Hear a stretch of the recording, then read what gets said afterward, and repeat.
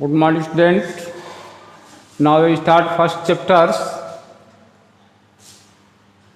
Taking change through 1,000 years. हजारों साल बीतने के बाद किस प्रकार से हमारे हिस्ट्री में चेंज हुआ है, हम उनके बारे में हम लोग बात करेंगे। सबसे पहले जब सभ्यता का विकास हुआ, विकास होने के बाद लोगों ने रहना शुरू किया और उसको चिन्हित करना शुरू कर दिया। तो इसके लिए सबसे पहले उन्होंने चिन्ह के बदले में, जिसको आज अंग्रेजी में हम लोग मैप कहते हैं,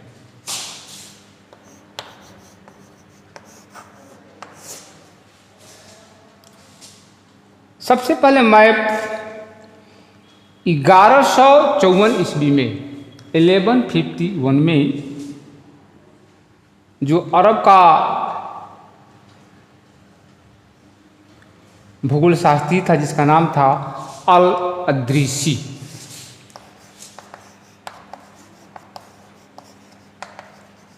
अल-अद्रीसी उसका नाम था। उसने 1154 में नक्शे का निर्माण किया, जो अरब का निवासी था।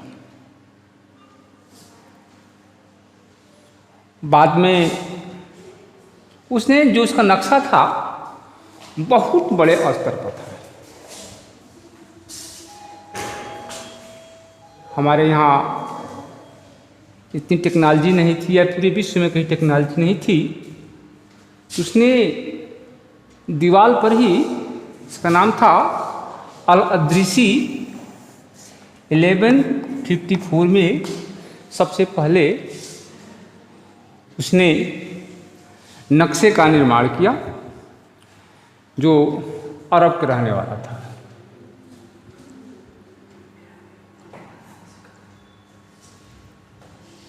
अब उसने सब कॉन्टिनेंट, महाद्वीपों को लेकिन बड़े स्तर पर दिखाया। बड़ी समस्या होती थी तो ले कैसे जाए। बाद में धीरे धीरे समय बीतने के बाद 1720 में जो फ्रांस का रहने वाला था, कार्टोग्राफर उसका नाम था, कार्टोग्राफर।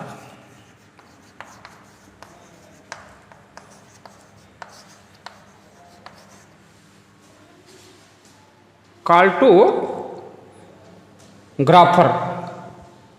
1720 में इन्होंने, इनके नक्शे के बाद 1154 के बाद 1720 में जो फ्रांस का रहने वाला था, जो फ्रेंच ज्योग्राफिकल था, उसने, उसका नाम था कार्टोग्राफर, उसने एक नए नक्शे का रूप दिया जो उनसे बिल्कुल अलग था। और जो अल-इद्रीसी का जो मैप था, जो दक्षिण भारत में उन्होंने दिखाया, दक्षिण भारत की आशा किया, जिसमें नॉर्थ इंडिया, श्रीलंका और आइसलैंड को सबसे ऊपर दिखाया था, जिसे उसका नाम दिया था अरबिक। उसने अरबिक के नाम दिया था। बाद में उसका नाम धीरे धीरे लोग कन्नौज के नाम से जानने लगते थे। उत्तर प्रदेश में जो है, उन्होंने कन्नौज लिखा था, QANAU, कन्नौज लिखा था, कन्नौज। लगभग 600 वर्ष बाद इसमें बदलाव किया गया। अब बाद में तमाम प्रकार के बदलाव हुआ, लेकिन जो कैल्टोग्राफर का जो नक्शा था अपने ज़माने का, उसने उसके साथ जो कागज जो डॉक्यूमेंट लगाया था और जो बीते हुए समय के बारे में जो लिखा था उसमें सम्मिलित किया। जो और जो इतिहासकार थे उनके इतिहास से बिल्कुल अलग था। अब उन्होंने एक नया नाम दिया था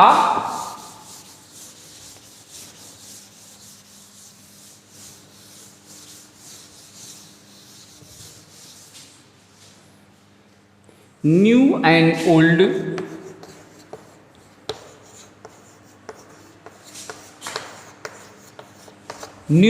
ओल्ड टर्मोलॉजिस्ट, MINOLOG,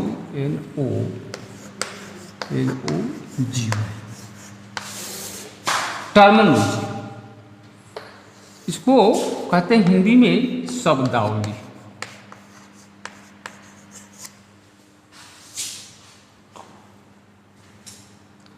और अपनी नए शब्दावली में जो उस समय की भाषा थी उसका जो अर्थ निकलता था उसमें बदलाव किया, जो बाद में चल करके मध्यकालीन पर्शियन या मिडुअल पर्शियन हिस्ट्री में नाम आता है। और उसके बाद अब नंबर आता है हिंदुस्तान का।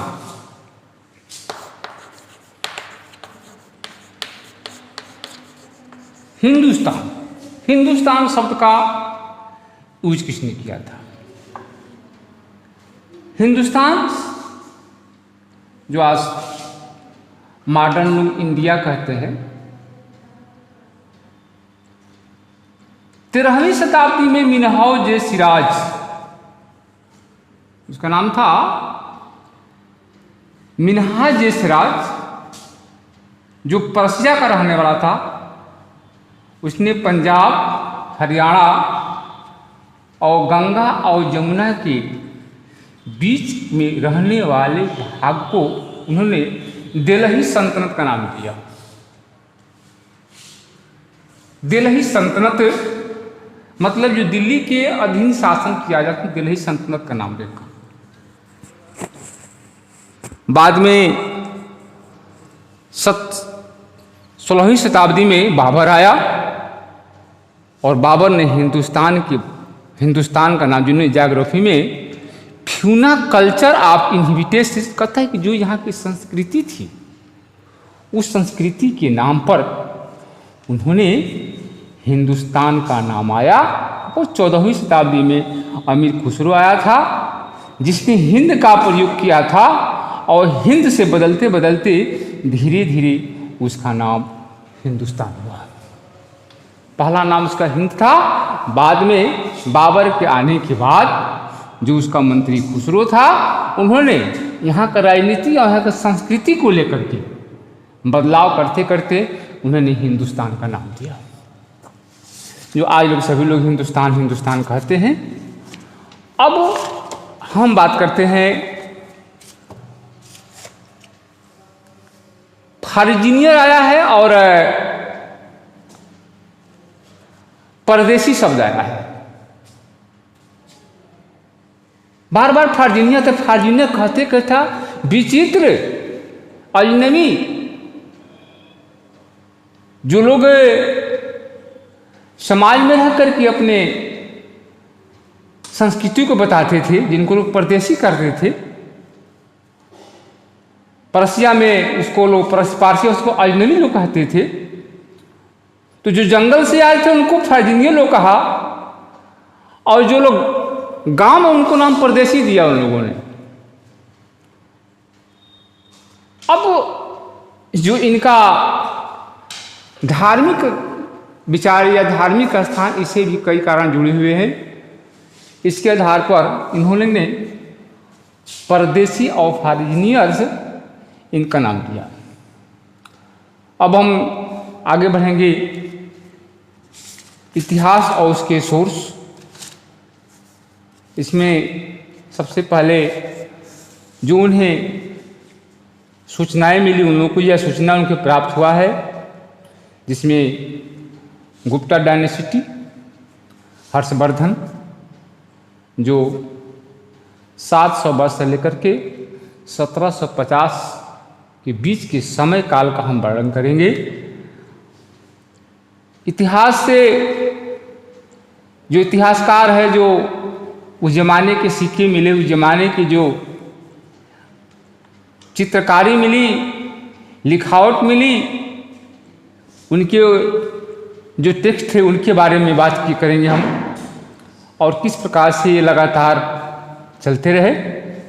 धीरे धीरे वो समय बीत गया और जो लोगों ने समाचार प्राप्त हुआ था, सस्ते से सस्ते समाचार के द्वारा आगे का बताने के लिए कोशिश किया, जिसमें जो पवित्र उनकी लेखनी थी, जो शासनकाल था, जो उनका शिक्षा थी, जो उनका जुडिशियल रिकॉर्ड था, इस सब के बारे में उन्होंने, इतिहासकारों ने धीरे धीरे उसको डिटेल के रूप में या डिटेल में समझाने का कोशिश की।